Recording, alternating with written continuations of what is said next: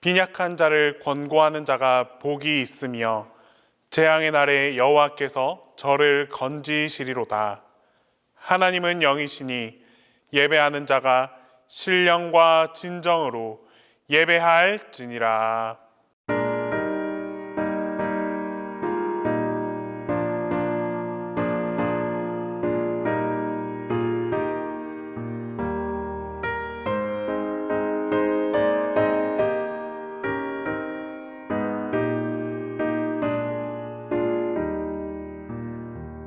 주 믿는 사람이 일어나 다 힘을 합하여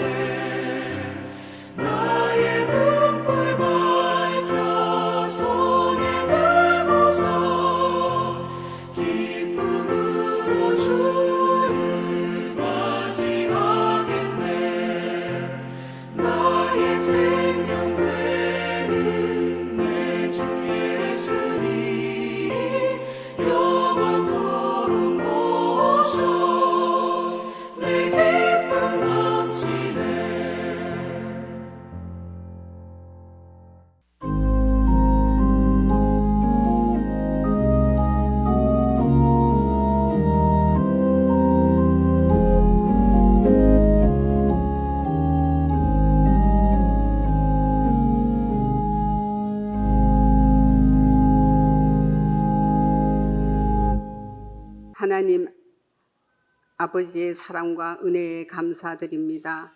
찌는 듯한 무더운 여름을 잘 지날 수 있도록 함께하여 주시고, 코로나가 더욱 우리들을 위협하고 있지만 불꽃 같은 눈으로 우리들을 지켜주시고 안위하여 주신 하나님 아버지께 감사드립니다. 하나님, 나태하기 쉬운 여름을 지날 때 12예언서 파노라마를 통하여 우리들의 영성을 풍성케 하여 주시고 하나님께 더 가까이 갈 수 있도록 인도하여 주신 주님의 은혜에 감사드립니다.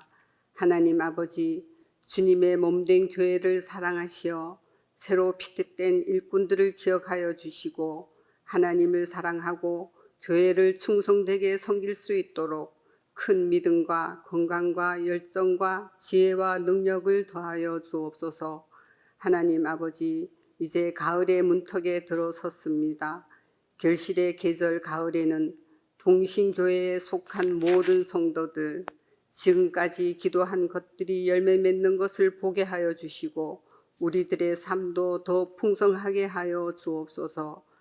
하나님, 지금 드리는 수예배를 기뻐 받아 주시고 저희들에게는 하늘의 신령한 은혜로 충만케 하여 주옵소서. 하나님의 말씀을 전하시는 목사님, 성령 하나님께서 함께하여 주시고 말씀을 듣는 우리 모두 은혜 충만케 하여 주옵소서. 예배를 마치는 시간까지 성령 하나님께서 함께하여 주시기를 바라며 예수님의 이름으로 기도합니다. 아멘.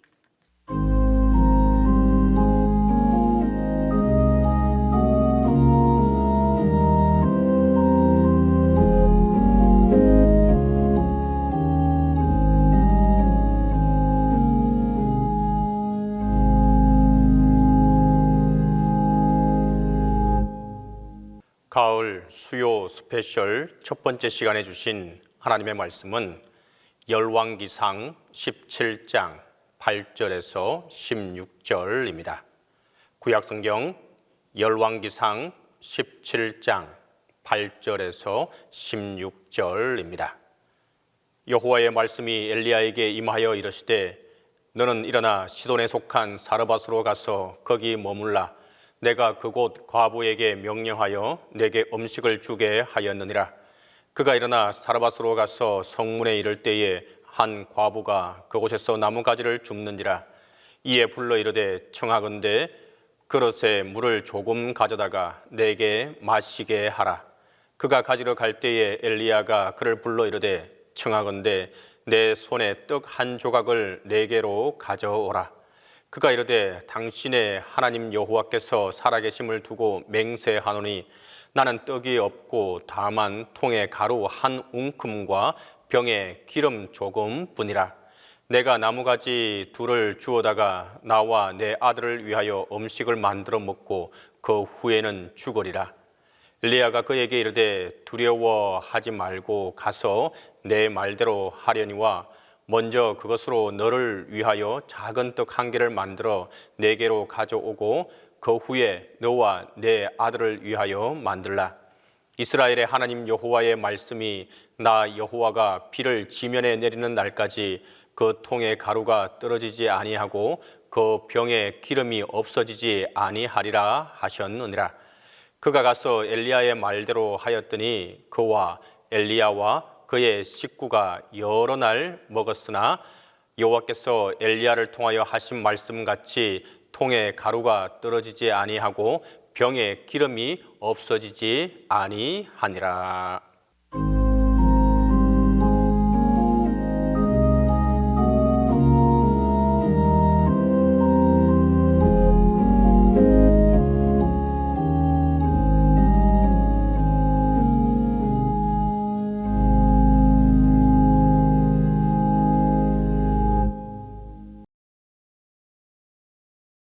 북이스라엘의 7대 왕인 아합은 매우 강력한 왕이었습니다. 그가 재위하고 있을 때 이스라엘은 부강했고 이웃 나라의 우위를 차지하고 있었습니다. 하지만 아합은 교만하여 시돈 왕의 딸 이세벨과 결혼하면서 이방신을 들여왔으며 하나님의 선자들을 탄압하고 드러난 선지자들을 다 죽이는 일을 서슴지 않았습니다.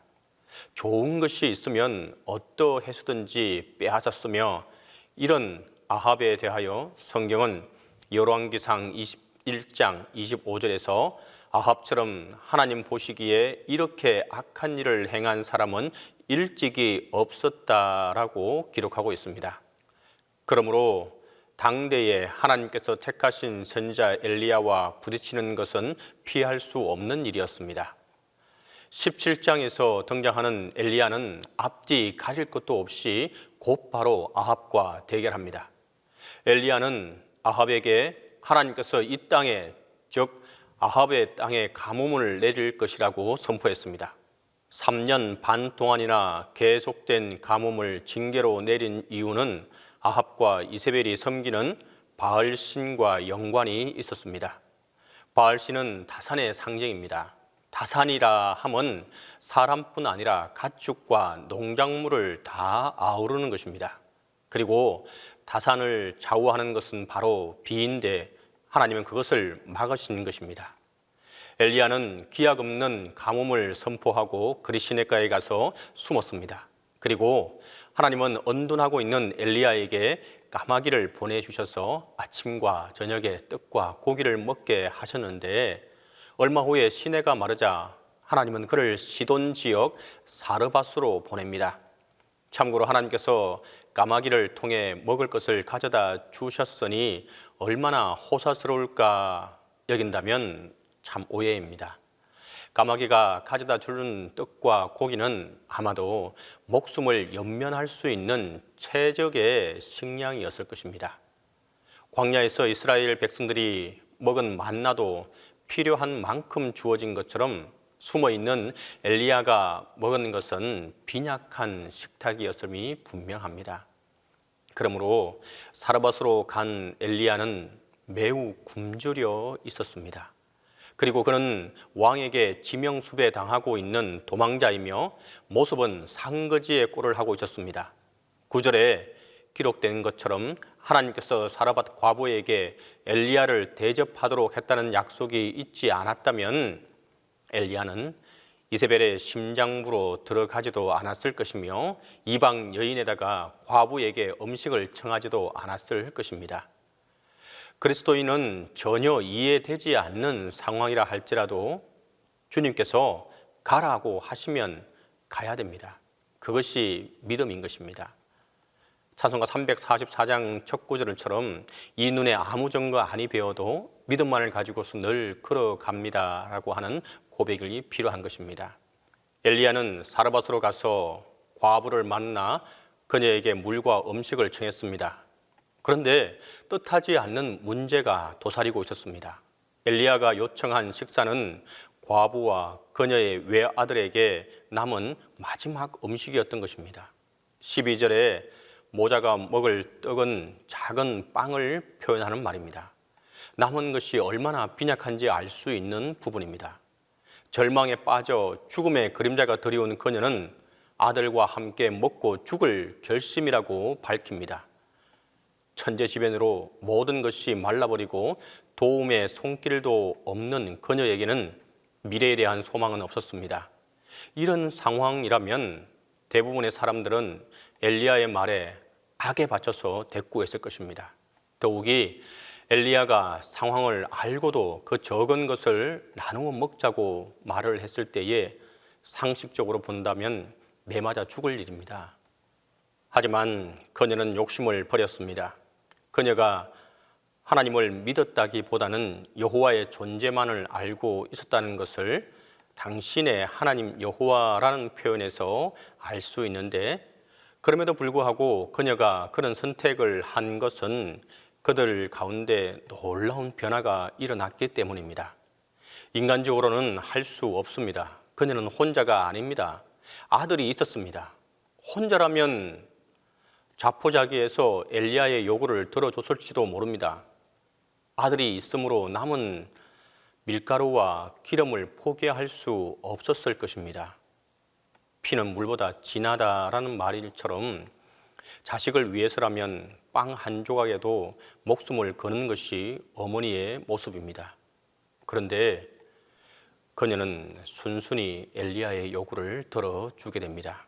그 비밀은 13절과 14절에 기록하고 있습니다. 엘리야가 그에게 이르되 두려워하지 말고 가서 내 말대로 하려니와 먼저 그것으로 나를 위하여 작은 떡 한 개를 만들어 내게로 가져오고 그 후에 너와 내 아들을 위하여 만들라. 이스라엘의 하나님 여호와의 말씀이 나 여호와가 비를 지면에 내리는 날까지 그 통에 가루가 떨어지지 아니하고 그 병에 기름이 없어지지 아니하리라 하셨느니라.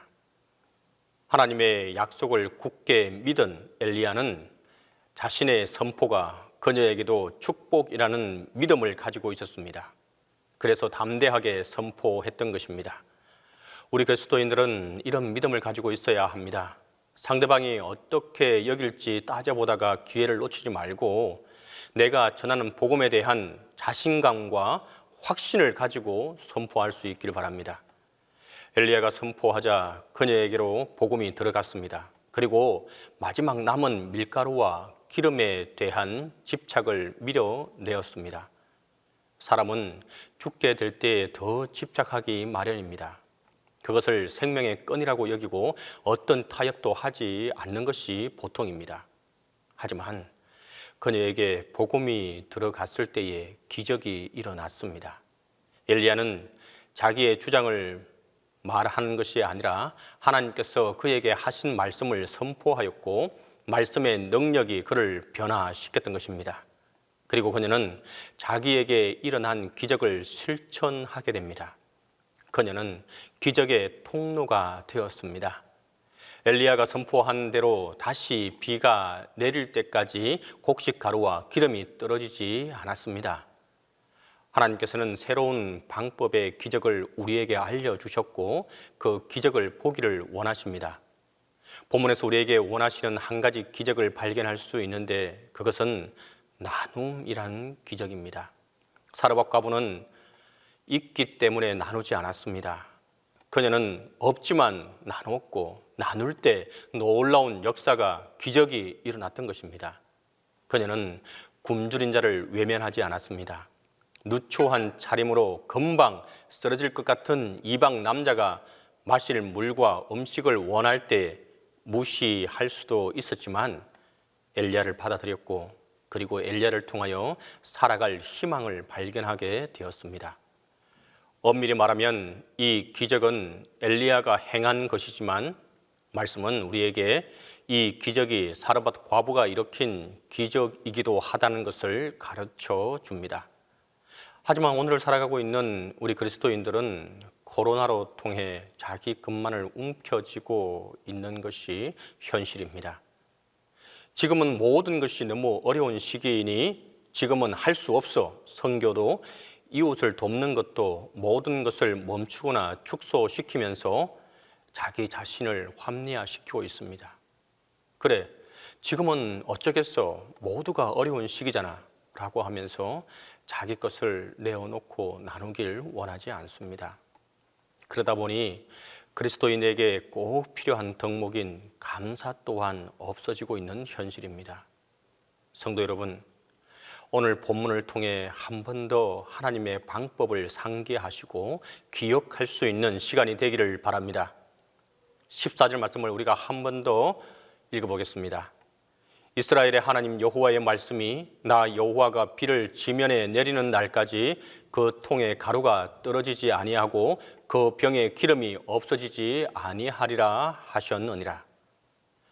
하나님은 아무것도 없는 중에 나누고 그것에 감사하는 자에게 우리가 생각지도 못한 은혜를 부어주시는 분입니다. 코로나를 통해 지금 우리의 형편이 다들 힘들고 하루하루가 너무 고되다는 것을 너무도 잘 압니다. 하지만 하나님께서는 우리에게 희망과 소망을 주시겠다고 약속하고 있습니다. 그것은 바로 통에 가루가 떨어지지 아니하고 병에 기름이 없어지지 아니하리라는 약속입니다. 우리의 상식으로 이해할 수 없지만 하나님께서 함께 하시면 가능한 것입니다. 우리는 믿고 나누고 감사를 올려드리면 되는 것입니다. 마가복음 6장에서 예수님께서 제자들을 보내시면서 제자들에게 병을 고치고 귀신을 내어 쫓는 권세를 주신 것처럼 사르밧 과부에게 주어진 기적의 권세가 오늘 우리에게도 그대로 위임되어져 가고 있습니다. 이제 하나님은 저와 여러분을 통하여 일어나는 나눔의 기적을 기대하고 있습니다. 또한 감사를 회복하고 온전한 감사를 드리는 자에게 하나님의 은혜가, 하나님의 기적이 함께하게 될 것입니다. 기도하겠습니다. 사랑과 은혜가 많으시고 좋으신 아버지 하나님, 은혜와 사랑을 감사합니다. 모두가 어렵고 힘들다고 합니다. 내 것만 감추고 뒤로 숨겨놓기를 원하는 것이 지금의 시대입니다. 주님께서 어떻게 기적을 행하시고 또한 어떠한 방법으로 기적을 행하셨는지, 또한 우리가 무엇을 해야 하는지 오늘 말씀을 통해 한 번 더 상기하게 하시고 기억하는 이 시간이 되게 도와주시옵소서. 온전히 나누고 또한 하나님께 감사함으로 나가는 자에게 하나님의 크신 은혜와 크신 축복이, 기적이 함께하게 도와주옵소서. 우리 동신 모든 가족들이 온전한 나눔과 온전한 감사를 통해 이 기적을, 이 축복을, 이 은혜를 누리며 살아갈 수 있기를 간절히 바라고 기도합니다. 이 모든 말씀을 우리 주 예수 그리스도의 이름으로 기도드립니다.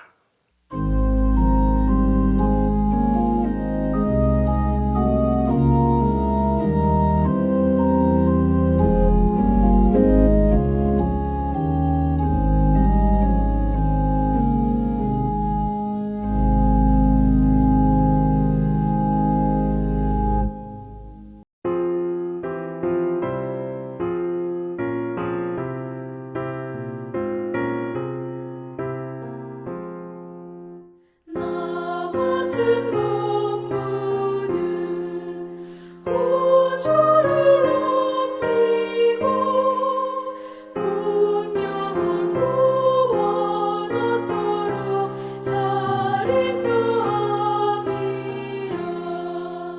부르심 받들어 내 형제 섬기며 구주의 뜻을 따라서 내 정성 다하리.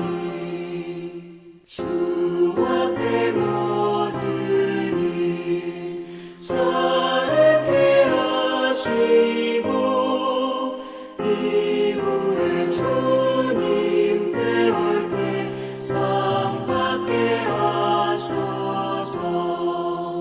나 항상 깨어서 늘 기도드리며 내 믿음 변치 않도록 날 도와주소서.